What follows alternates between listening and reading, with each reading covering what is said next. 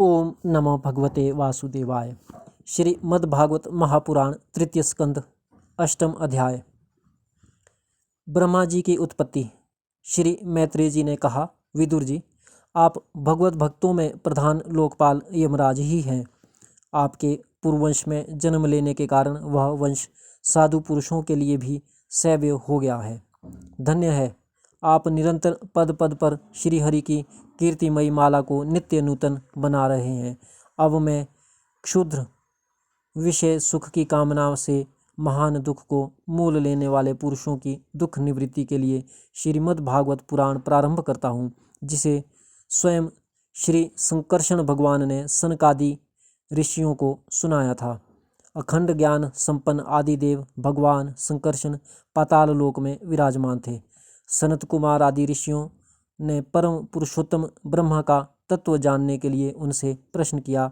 उस समय शेष जी अपने आश्रय स्वरूप उन परमात्मा की मानसिक पूजा कर रहे थे, जिनका वेद वासुदेव के नाम से निरूपण करते हैं।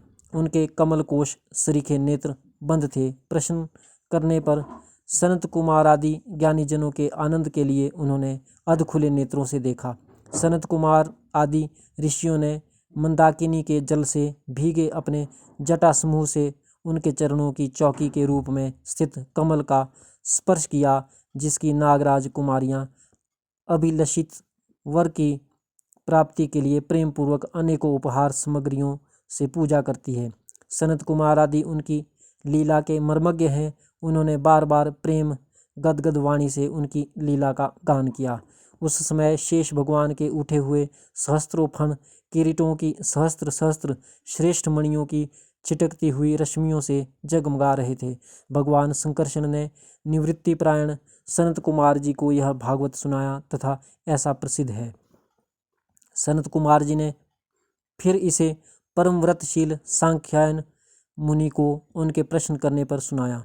परमहंसों में प्रधान श्री सांख्यायन जी को जब भगवान की विभूतियों का वर्णन करने की इच्छा हुई, तब उन्होंने इसे अपने अनुगत शिष्य हमारे गुरु श्री पराशर जी को और बृहस्पति जी को सुनाया। इसके पश्चात परम दयालु पराशर जी ने पुलस्त्य मुनि के कहने से वह आदि पुराण मुझसे कहा। वत्स श्रद्धालु और सदा अनुगत देखकर अब वही पुराण मैं तुम्हें सुनाता हूँ। सृष्टि के पूर्व यह संपूर्ण विश्व जल में डूबा हुआ था। उस समय एकमात्र श्री नारायण देव शेष शैया पर पौड़े हुए थे।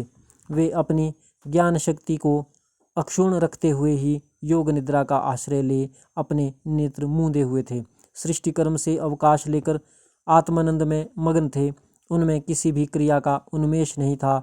जिस प्रकार अग्नि अपनी दाहिका आदि शक्तियों को छिपाते हुए काष्ठ में व्याप्त रहता है, उसी प्रकार श्री भगवान ने संपूर्ण प्राणियों के सूक्ष्म शरीरों को अपने शरीर में लीन करके अपने आधारभूत उस जल में शयन किया। उन्हें सृष्टि काल आने पर पुनः जगाने के लिए केवल काल शक्ति को जागृत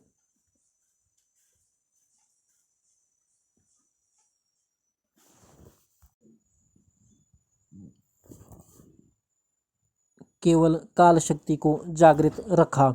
इस प्रकार अपनी स्वरूप भूता चिच्छिक्ति के साथ एक सहस्त्र चतुर्युग पर्यंत जल में शयन करने के अनंतर जब उन्हीं के द्वारा नियुक्त उनको काल शक्ति ने उन्हें जीवों के कर्मों की प्रवृत्ति के लिए प्रेरित किया, तब उन्होंने अपने शरीर में लीन हुए अनंत लोक देखे।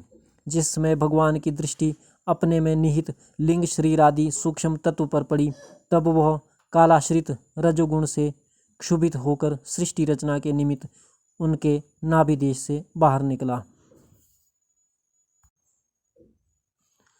कर्म शक्ति को जागृत करने वाले काल के द्वारा विष्णु भगवान की नाभि से प्रकट हुआ वह सूक्ष्म तत्व कमल कोश के रूप में सहसा ऊपर उठा और उसने सूर्य के समान अपने तेज से उस अपार जलराशि को दैदीप्यमान कर दिया। संपूर्ण गुणों को प्रकाशित करने वाले उस सर्वलोकमय कमल में वे विष्णु भगवान ही अंतर्यामी रूप से प्रविष्ट हो गए।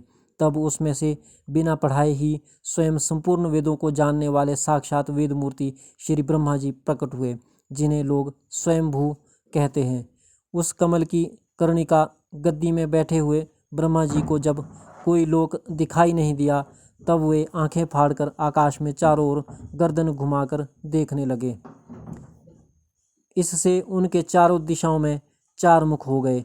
उस समय प्रलयकालीन पवन के थपेड़ों से उछलती हुई जल की तरंगमालाओं के कारण उस जल राशि से ऊपर उठे हुए कमल पर विराजमान आदि देव ब्रह्मा जी को अपना तथा उस लोक तत्व रूप कमल का कुछ भी रहस्य ना जान पड़ा। वे सोचने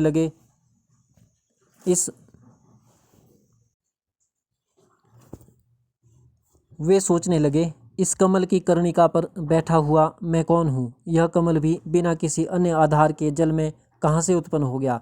इसके नीचे अवश्य कोई ऐसी वस्तु होनी चाहिए जिसके आधार पर यह स्थित है। ऐसा सोचकर वे उस कमल की नाल के सूक्ष्म छिद्रों में होकर उस जल में घुसे, किंतु उस नाल के आधार को खोजते खोजते नाभि देश के समीप पहुंच जाने पर भी वे उसे पा न सके।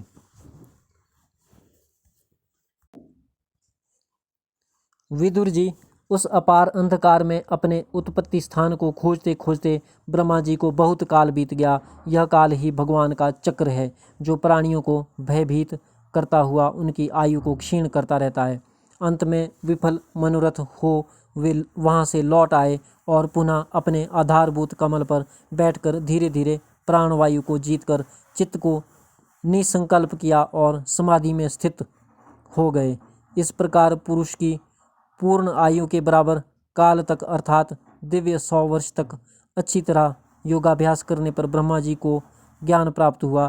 तब उन्होंने अपने उस अधिष्ठान को, जिसे वे पहले खोजने पर भी नहीं देख पाए थे, अपने ही अंतःकरण में प्रकाशित होते देखा।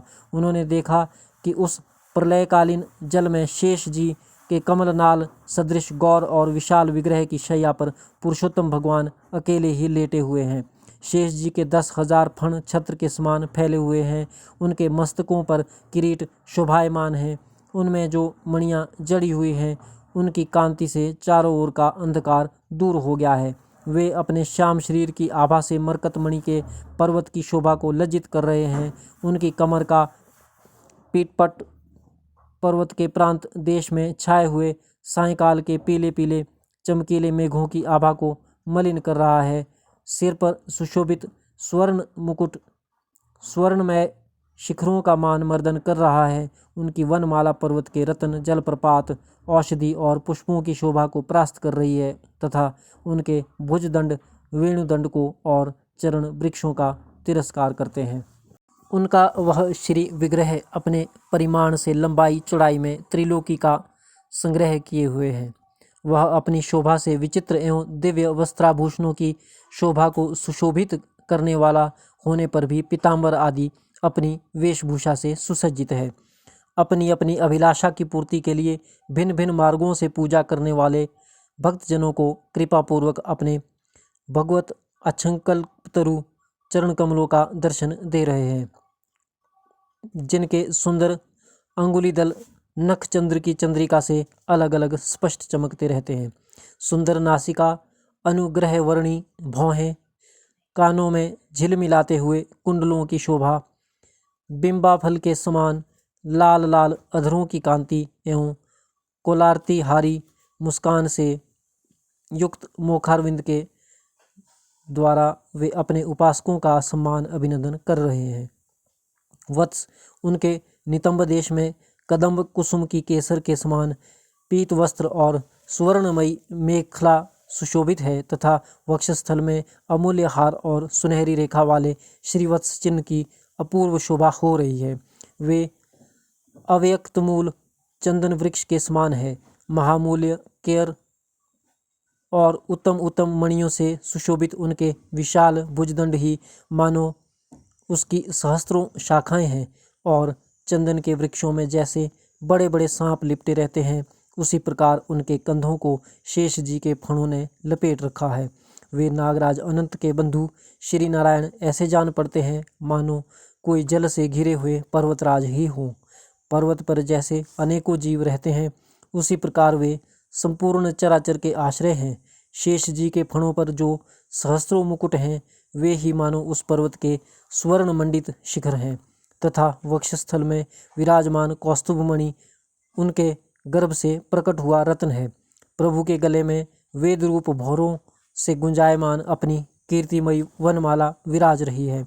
सूर्य, चंद्र, वायु और अग्नि आदि देवताओं की भी आप तक पहुँच नहीं है तथा त्रिभुवन में बेरोक टोक विचरण करने वाले सुदर्शन चक्र आदि आयुध भी प्रभु के आसपास ही घूमते रहते हैं। उनके लिए भी आप अत्यंत दुर्लभ हैं। तब विश्व रचना की इच्छा वाले लोक विधाता ब्रह्मा जी ने भगवान के नाभि सरोवर से प्रकट हुआ वह कमल, जल, आकाश, वायु और अपना शरीर केवल ये 5 ही पदार्थ देखे। इसके सिवा और कुछ उन्हें दिखाई न दिया। रजोगुण से व्याप्त ब्रह्मा जी प्रजा की रचना करना चाहते थे। जब उन्होंने सृष्टि के कारण रूप केवल ये 5 ही पदार्थ देखे, तब लोक रचना के लिए उत्सुक होने के कारण वे अचिंत्य गति श्रीहरि से चित्त लगाकर उन परम पूजनीय प्रभु की स्तुति करने लगे।